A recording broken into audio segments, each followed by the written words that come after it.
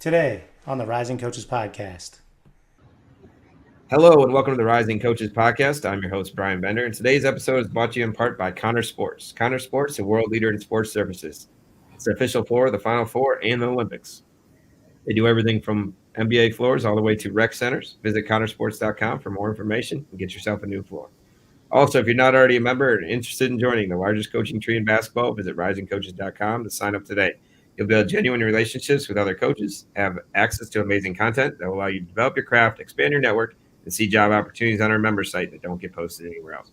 For more information, visit risingcoaches.com. All right, today's special guest from UTSA, we have assistant coach Adam Hood. Welcome to the podcast, Coach. Hey, thanks for having me. Yeah, excited to have you on. I know really greatly appreciate your time. You're on vacation. Where are you at right now? I'm actually out in Destin, so it's really nice. I like it. Sand's really nice. The white sand beaches. So again, it's a great place to be. There you go. It's a weird time. We used to always, as coaches, get a little break when the students left in May, and we're not always able to take that now with the transfer portal and people signing. We used to say, hey, if you signed a kid in May or June, they probably had a little bit issues. Now it's like, hey, I might get my best player in May, June, July. No doubt. It's the truth. And again, we were fortunate to be able to be done. So again, have a little break here, getting out, get my toes in the sand here a little bit. So got permission from my wife, so I'm not a bad husband. There you go. You did your work early, and now you're rewarded. So exactly. All right, tell us a little bit about your coaching journey, starting from the beginning and how you got to the position you're in now. Well, I'll start off. Again, I went to the Air Force Academy, so Colorado Springs, great area. My career was different. I wasn't a great player, but I was a part of some great teams. It was also fortunate because I had 3 coaches in 4 years. So again, that's normally, it's usually one or two things. We were doing really, really well. So guys got other opportunities, and it was kind of a launching pad. And looking as a player, you didn't really realize it. Now as a coach, I'm like, man, that was a gold mine. For a little bit there, Air Force was producing some really, really good coaches during that time period. So did that, played 4 years at the academy. Again, was not a good player. Again, was just a part of a team that was good. Had some all-time greats I played with, which is good looking back now. Some of those guys getting recruited there now.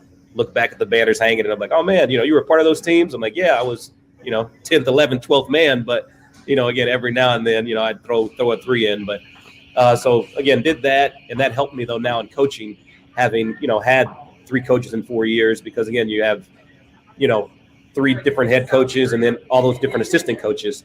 So then it helps kind of your network. And I know this business, and again, not that that's my favorite word, but networking is a piece of it. It's very, very important. But having, that many coaches allowed me to know more people when I did decide to get into coaching.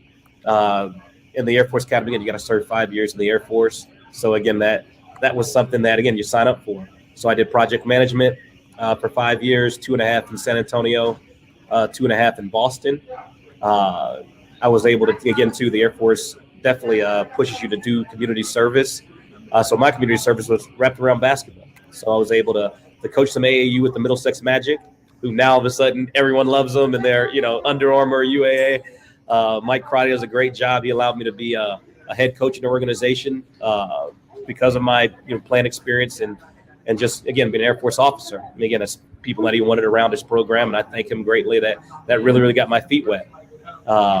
And then I was able to coach at one of the local high schools, Thayer Academy, when I was living in Boston. And again, they practiced right after I got off work, so I'd drive back home, go there, coach, and call it a day. But again, it was another opportunity to get my feet wet. And again, none of those places paid me, And so again, luckily I was an Air Force officer, so I didn't need the money or anything of that sort. But it was great experience there. And from there, again, those guys, a couple of them were getting recruited by kind of Boston University.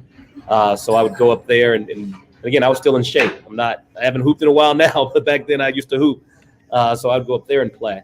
And so I was able to, one of the coaches I played for, Steve Snell, he's now on the staff at NC State. He knew Coach Joe Jones at Boston U, and he said, hey, one of my guys is going to come up there, just introduce yourself. It's okay if he meets you and, your staff.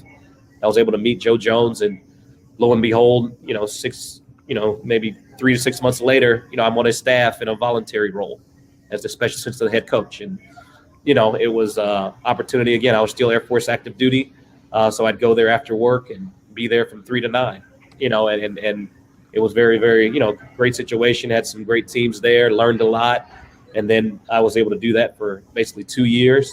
My second year I actually got out of the Air Force. So I took a huge pay cut from being an Air Force officer, which is about $75,000 to, Joe Jones will give me $5,000 from camp. So, so doing that wasn't, again, everybody talks about their salaries and what they made their first job.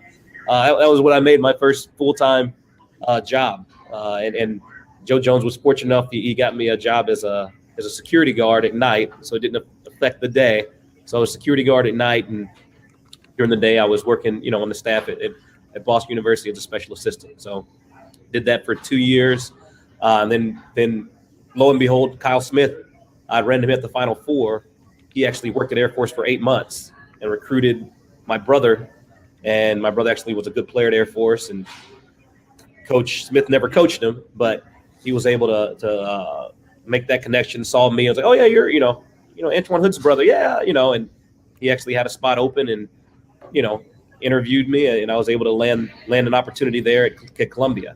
So I was there for 2 seasons. And then, again, we did really, really well, won the CIT. We call it CIT National Champs. So we won the CIT, and he got an opportunity at San Francisco. That was kind of coast to coast for me. I'm from Texas. And Steve Henson had got on at UTSA, and again, he had known some mutual people, and so again, he was able to allow me to interview, and I was able to land at UTSA, and I've been there ever since. Quite the journey. I would say that I'm exhausted for you with all your extra work, extra duties, volunteers, security guard. I don't know when you slept. Yeah, no, it's again to get where you're going. You people don't see it; they just see the finished product. Yeah. Definitely. It's always interesting to hear people's journey.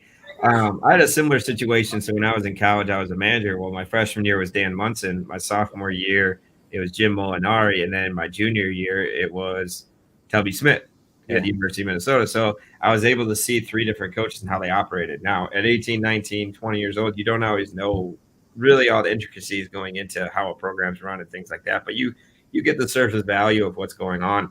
And I thought that really helped me as well in my head, becoming a coach and climbing through this industry of seeing different perspectives. So that's pretty cool. Tell us a little bit about, you've been at a high academic, so Columbia.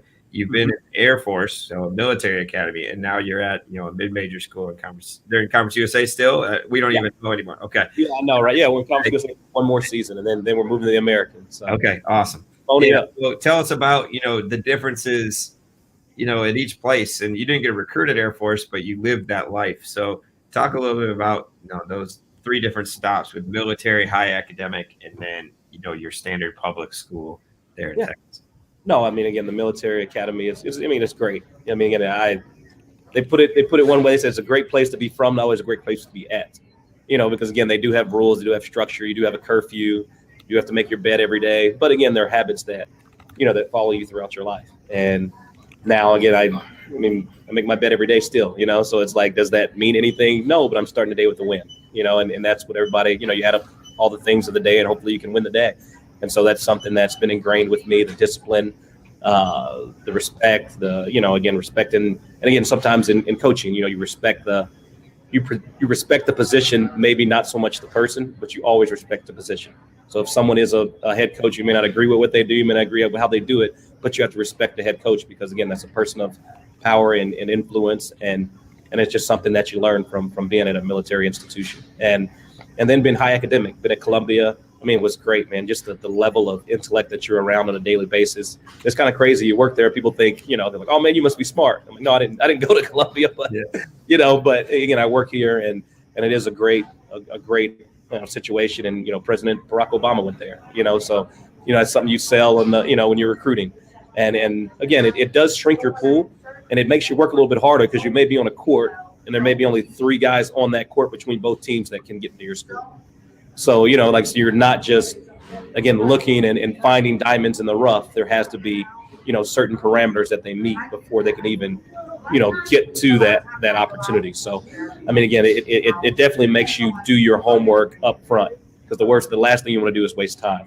And then being in a mid-major school, UTSA, it's been awesome. Just being able to get back, again, to the whole gambit. Now I can go to a court and I can find a diamond in the rough, because again, the great academic institution. Don't get me wrong, but it's not of the caliber of a Ivy League or military academy. So it's great to be able to do that. I'm from Texas, so recruiting Texas kids is something that interests me, and I feel like it's something that I'm good at. Yeah, everything kind of makes sense. It's kind of clicked really well for you kind of through your journey.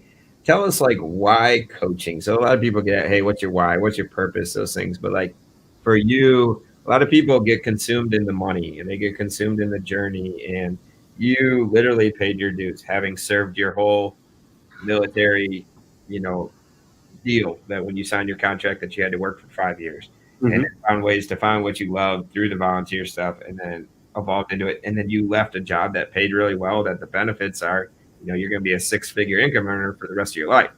Yeah. So tell us why you got into coaching and, how that's kind of impacted you.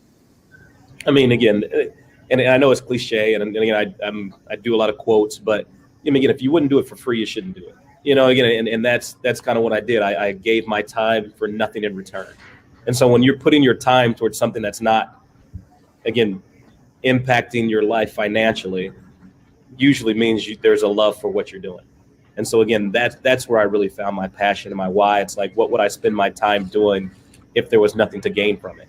And I'm sitting there, I'm in the gym, I'm instructing kids, I'm trying to grow kids, trying to take them from adolescence to young adulthood. And those are things that, again, I found myself doing and spending my time toward. That wasn't what was paying me, And so I thought that was kind of the sign that this is something that I love, this is something I enjoy doing, and impacting the youth and being a part of that, and being able to see people grow, and that's the thing, even through sports, there's so many life lessons that can be learned. And even myself, and again, I wasn't a great player, but I was a part of some great teams. So again, I know it's not always about yourself, it's about the big picture, and then again, I was able to buy into something greater than myself. And when you can do that, it just really, really benefits you as a person. It makes life worthwhile when you can see impact, not just in yourself, but in others. Definitely a great answer. And, couldn't agree with you more, in terms of all those things that you just said. You said, of like at the beginning of your intro, you talked about making your bed and habits. And I'm a big habitual guy of like trying to find things that, hey, find your why, find your purpose, build your habits every day. And, like you said, win your day, win your 5 minutes, what happens in, the last minute and the next minute, staying present, those types of things. Talk about habits where you've been around higher achiever people, and, in the Air Force and in the Ivy League, and then how you've kind of utilized that in recruiting, especially trying to reverse some bad habits that a lot of kids have young men have for 18 to 20 years before you get to them. Yeah, no, I mean, again, some of the great habits that I've found that have been successful are just the organization. I mean, again, finding how you get organized. And that's really, really important, because whether it's recruiting, whether it's, again, going to class, whether it's study hall, whether it's, planning vacation, planning and being able to be organized to make sure that everything's getting done. Like, you need to find out how you stay organized, whether it's a checklist, whether it's, Outlook, or whether it's, just a daily list, or whatever you need to do, just being organized. That is a very, very important skill of successful people. And I see people that are more organized get more stuff done.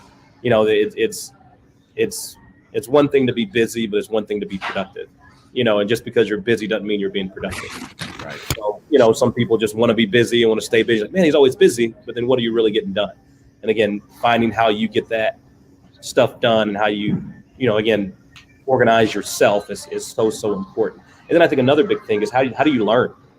People learn in different ways. Some people are visual learners. Some people are audio learners. Some people need to do it, and some people need to, walk through. And it's just like, okay, well, I can see someone else do it and I can do it, or I need to do it, or I can hear it. And you need to learn how you learn. And you also need to learn how your players learn, because each player is different. And at the end of the day, you want everyone to be on the same page so you can all be rowing in the same direction. So again, just figuring out how people learn and how you learn. And that's, and that's same thing, piggyback off, how do you want to be coached? Some people, again, are motivated through not so much fear, but consequences. If you don't run this play right, you're going to run a lap. Some people need, positive reinforcement. Hey, man, that was a great job. You did that really good. Man, keep doing that. And then some people, again, just need different ways to be, again, motivated and be able to do things the right way. Definitely. Give us a few more, from your time in the military or the Air Force that helped you, in essence, like become a better coach, become a better leader, become a better person. Things that you continue to use outside of habits, outside of, understanding human beings, which I think is a huge part of leadership. And you just said some really positive things of, hey, how do I reach each individual person? Because you treat all of your players differently, but you treat them all. But how you treat them, some need you more than others. Some need, a hug. Some need, like you said, be yelled at, chewed out. Some need to be just shown what to do, and they're obedient, and obedience can be fun, and they do what they're supposed to do. What other things have you taken, from leadership or from, the stuff that they teach you? The best leaders in the world are teaching you things. What have you used for coaching, or what would you share with a coach? Yeah. No, they do. Air Force Academy, I know we're really high on ourselves, but we do call it, they call it the leadership factory. And the reason why though is because, again, you're put in a leadership position at 19 years old. Again, you're a part of the cadet wing, but once you reach a sophomore, you're in charge, so then you find out your leadership style at a young age. And again, I found out I'm an empathetic leader, and you always talk about why. That's what I see what you did. I know what you did. Why did you do it? And that's what I need to find out. Why is that happening? Why are we making the same mistake? Why can't we get you to sprint hard, run in the wing? Why can't we get you to be study hall on time? Just things like that, the why, as opposed to just the act and event in itself. That was big for me to find out, again, I'm an empathetic leader. And so I know how I lead young men. And then another thing too, which is very, very simple, but mess up, fess up. Like, don't try to hide it, man. Don't try to hide it. Don't try to, like, we know as coaches, we know. We went through it. We've been through it. We've been your age. We know, we're going to find out one way or another. We're going to find out. If you mess up, you fess up, and you don't lie, like just be honest, and if we can walk through these walls and be honest with each other, we can grow as people, and the trust factor builds a lot faster. If I know that you have my best interest at heart, then I'm going to, again, play harder for you. I'm going to trust you more. I'm going to believe you when you say something. And I'm not going to try to rock the boat or test you. We don't need to go through that phase. But I'm going to be honest with you. I'm not going to be perfect. If I make a mistake, I mess up, I'm going to mess up. Hey, I ran that play wrong. I called the wrong play. I messed that up. I shouldn't have subbed you out. You're right. And being, to make a mistake, again, own it. And that's something that I learned in the military and something I've carried to myself. I hope my players would say, if I made a mistake or if I did something wrong, I'm the first one to raise my hand and say, hey, I messed that up, guys. Yeah, I think ownership in our actions is so important. And, it's important that we not only do that, but model the way for our players. If they can see you doing it and doing what you're saying and doing it, like, it's just so important for us to model the way as people, as leaders, to, take ownership of all that type of stuff. How about as an assistant coach? So, like, the stuff you're saying is extremely powerful, and we all agree with it. You work for different people, like you said, or played for, and you talk about some of the leadership stuff. But how about as an assistant coach, how can you have a great impact on culture and help your head coach, in terms of developing those leadership qualities as well? Because they may not possess the same experiences that you have and may not do things the exact same way. So how does that kind of come into play? Again, that's something, again, I always lean on, again, the person. Because, again, at the end of the day, again, you are a head coach. So, again, it's your vision. It's not my vision. This isn't my show. My job is to make Steve Henson look the best he can possibly look. And that is my job, an assistant coach. And you find that out through, again, pointed, directed, informational questions. If there's something I don't know, I need to ask. I can't be afraid to ask because, again, it's his vision. It's your program. And being an assistant coach is my job to carry out his vision. Whether I agree with it or not, again, sometimes you may have behind closed doors discussions. But once that door opens up, we're all on the same page. We're all saying the same thing, whether I was one of the ones that voted for or against it. And I'm not talking about anything big, but, maybe I want to press, you don't. and so therefore I'm going to give my, Coach Henson's great. He gives feedback. At the end of the day, he's a decision maker. My job is to bring options and opportunities. Same way with recruiting. Every recruit I brought to the table, I've loved, but again, it may not be a part of what he's envisioning that positioning, looking like, or that skill set looking like, or that personality looking like. So again, at the end of the day, it's being accountable to what his vision is. And so as an assistant coach, again, you bring options and he makes the decisions. And then once those decisions are made, you are all in. And so when you are all in, whether it was your idea or not, if you embrace it that way and you sell it that way, and again, you come off that way, then again, you are, again, an all-in assistant coach. And those are the things that, again, allow an organization or a program to be great. Yeah, that's awesome. I think that's something that we need to constantly be reminded of. And, me being a head coach, and I haven't been an assistant in 5 years, like hearing that is like extremely refreshing. And not saying the guys that I've worked with haven't been like that, because they have been really productive and helped mold me not only as a coach, but as a person. But there's so much of that goes into being on the same foot, being on the same page when, it's not I'm right, you're wrong, I'm right. It's, hey, when we leave this meeting, when we leave this huddle, hey, are we all walking in the same direction? And then moving forward with it all. I think it's really, really cool that you're able to keep that stuff in perspective and help your head coach and do those types of things. You said the word in informational questions. And I think one part of being a great leader is asking really good questions. So you have like a list of, go-to questions that you like to ask. You talked about why, figuring out why kids are the way that they are. Why did you make that decision? Why were you late? It's not so much the fact that you were late, but what goes into how can we make you have those better habits? What are some of your favorite questions that you like to ask to kind of get information, or to kind of lead people into giving you some intel to help you help them? Yeah, no, again, and it usually always starts with recruiting, and I, again, maybe it's right or wrong, but I ask kids, how do you want to be recruited? Do you want me to hit you up every day? Do you want me to call you? Do you want me to text you? Do you want me to Zoom you? Do I need to Zoom your mom, your dad? Who do you want me to talk to? You want me to talk to your mom, your dad? You want me to talk to your AAU coach? You want me to talk to your, junior college coach? Who do you want me to talk to?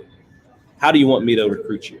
Do you like graphics with, do you want that? You want you on top of the Alamo Dome, the rule of the city? Is that something that interests you?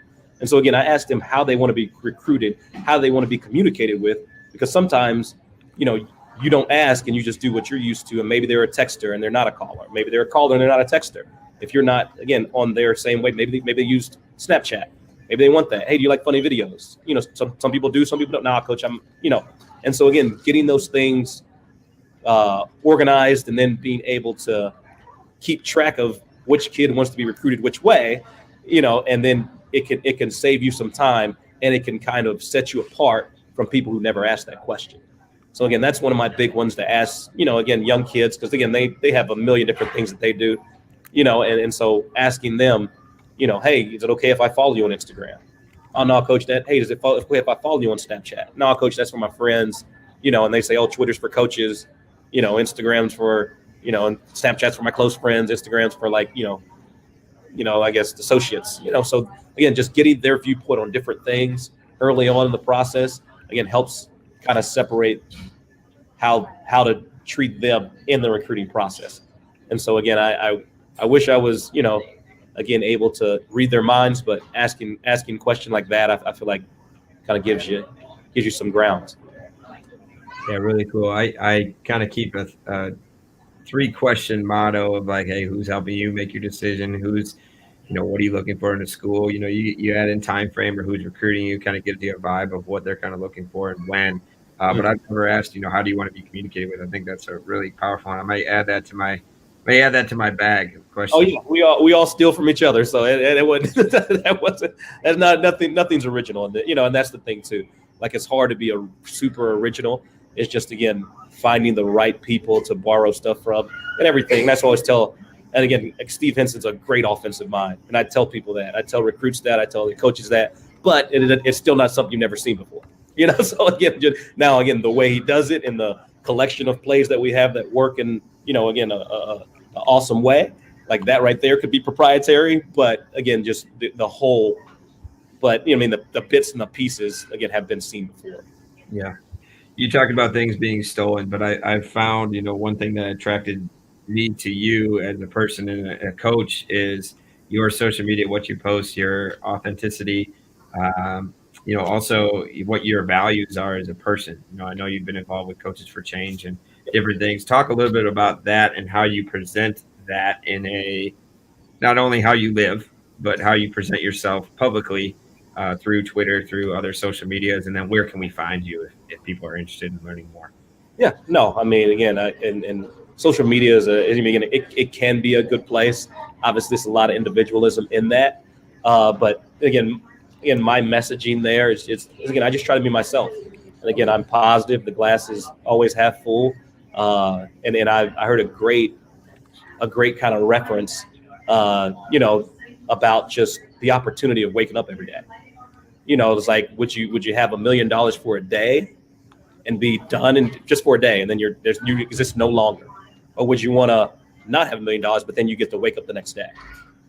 Probably would say I want to wake up the next day. And so then why don't you act like you have $1 million then? Because you're turning down $1 million for a day to be able to wake up. So you turn down $1 million to be able to wake up the next day. And so things like that again, are powerful. And again, I saw that on YouTube, but again, just trying to be positive, trying to change people's perspective. Because it's not always what you're doing, it's how you're looking at it. And that's what a lot of people don't realize, that, dude, you're blessed. Obviously I'm Christian. I grew up Christian, so I do reference God, and I know that's not for everybody. And again, I would never throw that on someone that doesn't want it. Even in recruiting process, I say, maybe hopefully there's something guiding you. Some people call it your gut. Again, I'm religious, so I think it's, again, has a religious undertone, but hopefully something in your gut's telling you what to do, when it's time to make a big decision, whether it's changing majors, whether it's committing to a school, whether it's who you're going to marry, whether it's, again, where you're going to vacation, again, but, whatever the case may be, it's just, again, that's something that I am, again, I'm not running from, and I'm not going to allow that to make it, be negative that I am a Christian. So, again, I do that. I try to be positive. And then some of the other things I try to do is I try to, again, change the perspective of everybody says everybody's haters. We're not really thinking everybody's hating on you. Well, yeah, but then there are also people that believe in you. So what about those people? What about proving them right? I posted that, recently, because I heard someone just, again, they were like, oh man, they hating on me. They're doing this, they're doing that. And I'm like, well, yeah, but what about me? I think you're good. I think you're a good person. I think you're going to do great. So why don't you prove me right as opposed to trying to prove people wrong? What motivates you? And again, sometimes people are motivated by that. And then sometimes people are motivated by support. So again, just throwing a blanket over everyone is something that I've never tried to do. Everybody's different. Everybody has different things that motivate them and allow them to be great. And I feel like there's greatness in everyone. That's cool. That's special. I think that's really awesome.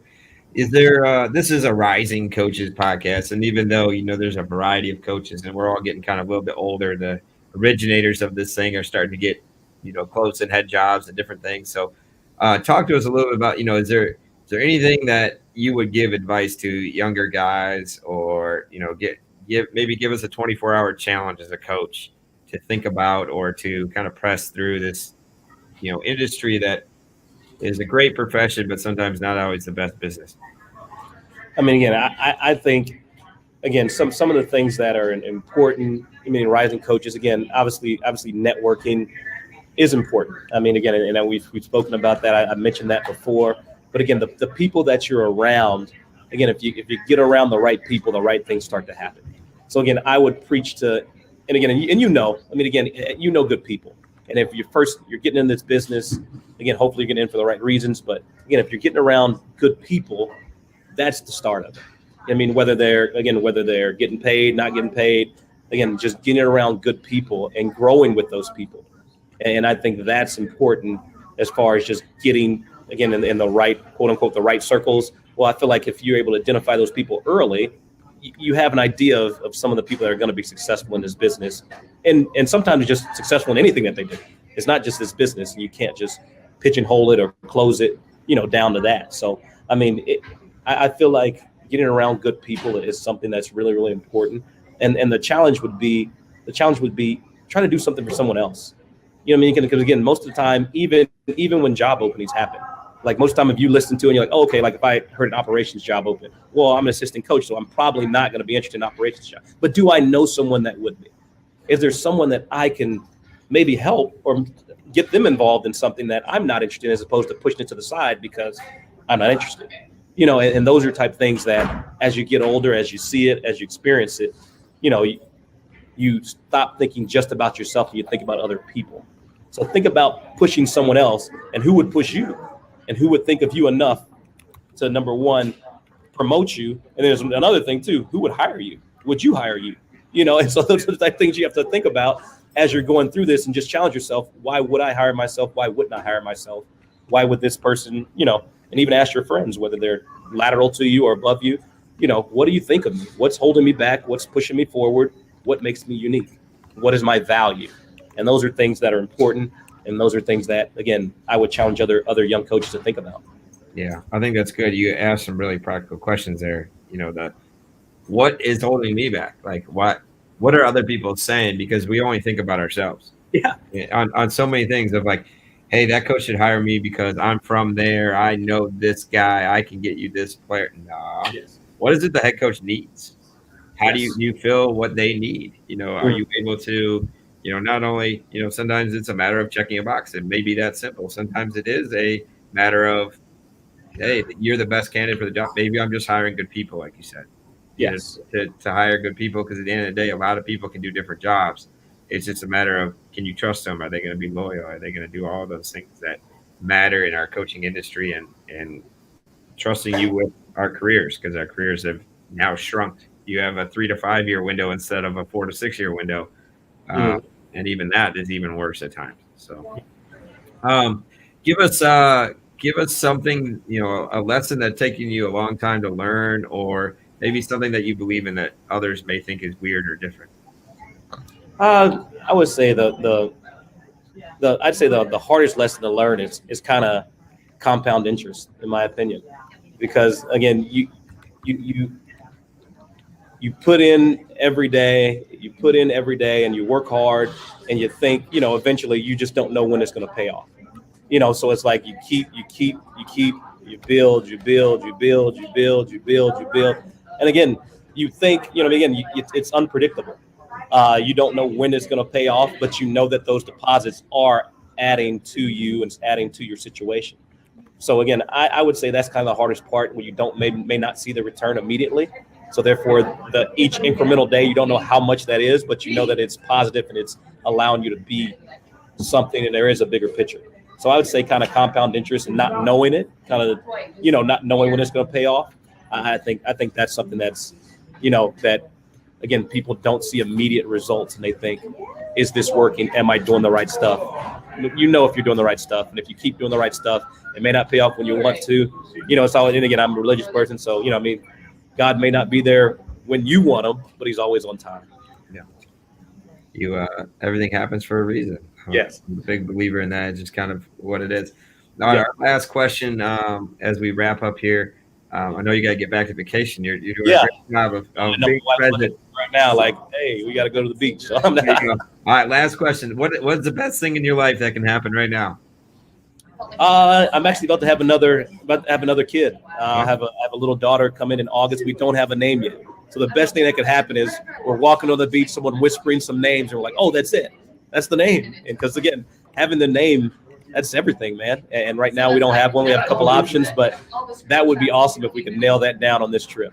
Well, that sounds great to me. Well, I really appreciate your time. Any last words of anything for our listeners, or anything else you want to get off your chest? Or again, just go be great. That's it. Again, nothing's holding you back.